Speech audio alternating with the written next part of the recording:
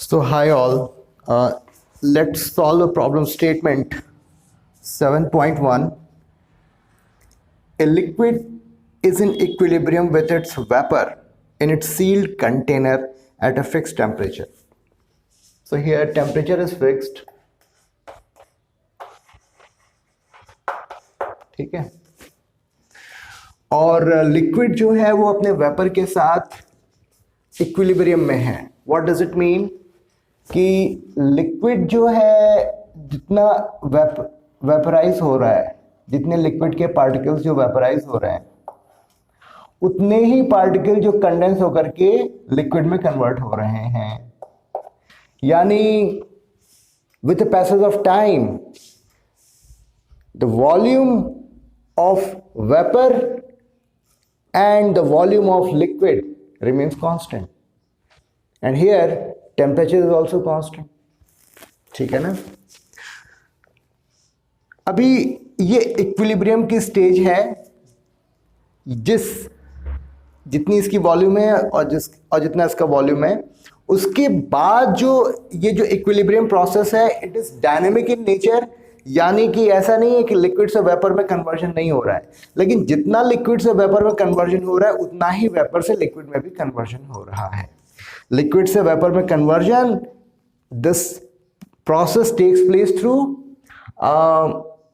Vaporisation, और यहां vapour से जो लिक्विड में जो कन्वर्जन होता है it takes place through condensation. ठीक है. अभी क्या कह रहे इन्होंने कहा है the volume of the container is suddenly increased. तो इसके वॉल्यूम को हमने बढ़ा दिया. What is the initial effect of the change on the vapour pressure. तो इसके वॉल्यूम को हमने ऐसे मान ले बढ़ा दिया, या तो ये पोर्शन बढ़ गया, और इसका मतलब क्या हुआ कि वेपर प्रेशर विल फॉल. कितना फॉल हो जाएगा वो देखने की बात है, लेकिन डेफिनेटली वेपर प्रेशर गिर जाएगा. तो what would be the answer of the first part. What is the initial effect of the change on the vapour pressure. The vapour pressure will fall on increasing the volume of the container.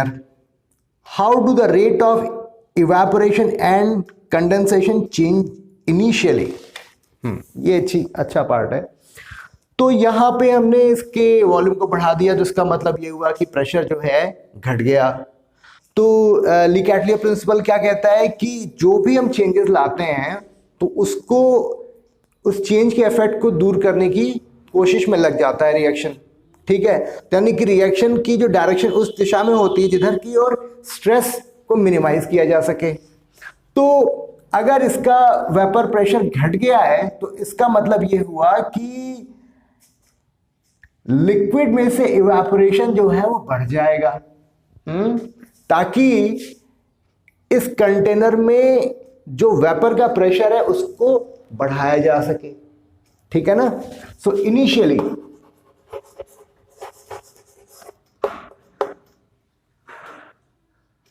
vaporization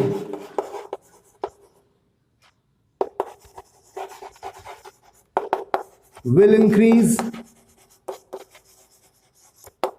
so that ज्यादा से ज्यादा vapour यहां पर create हो और vapour pressure container में धीरे धीरे बढ़ना शुरू हो. यानी लिक्विड से वेपर का कन्वर्जन जो है वो चालू हो जाएगा. अच्छा, धीरे धीरे जैसे जैसे कंटेनर में वेपर का जो प्रेशर बढ़ता जाएगा, ठीक है, वेपर का तो उसके बाद क्या होगा कि जो रेट ऑफ कन्वर्जन है, जो rate of conversion from liquid to vapour है वो धीरे धीरे कम होना शुरू हो जाएगा. और फिर लिक्विड से जो वेपर में जो वेपर से जो लिक्विड में जो कंडेंसेशन है वो धीरे धीरे बढ़ना शुरू हो जाएगा. ठीक है. तो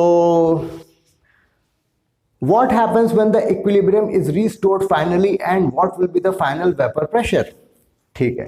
तो फाइनली जो इक्विलिब्रियम जो रिस्टोर होगा तो उसमें क्या होगा, ये वेपर प्रेशर वही हो जाएगा जो कि पहले था. जैसे मान लिया कि हमने वॉल्यूम को डबल कर दिया था, तो इनिशियली इसका वेपर प्रेशर P था, तो इसका लेट्स से इसका वेपर प्रेशर P/2 हो गया, ठीक।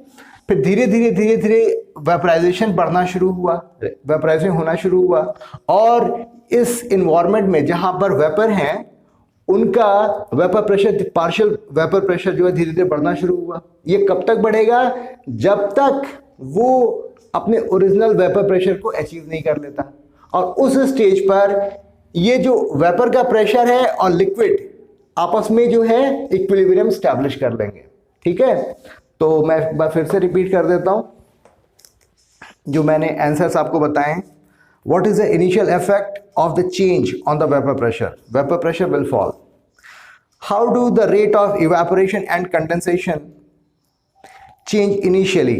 यानी जो evaporation initially जो है बढ़ जाएगा, बढ़ना शुरू हो जाएगा, ठीक है, और ताकि रिएक्शन इस डायरेक्शन में चलना शुरू हो जाए, ज़्यादा से ज़्यादा वेपर क्रिएट होनी शुरू हो जाए, और कंडेंसेशन जो है फॉल हो जाएगा, यानी बैकवर्ड डायरेक्शन में जो रिएक्शन नहीं जाएगा फॉरवर्ड डायरेक्शन में, इस डायरेक्शन में जाएगा। What happens when the equilibrium is restored finally? जब फिर से eventually after a certain period of time जब ये equilibrium restore हो जाएगा, तो उस वक्त जो है जो वेपर का प्रेशर वही हो जाएगा जो कि इनिशियली था, ठीक है। तो this was all about this follow statement. I hope आपको ये एक्सप्लेनेशन समझ में आया होगा।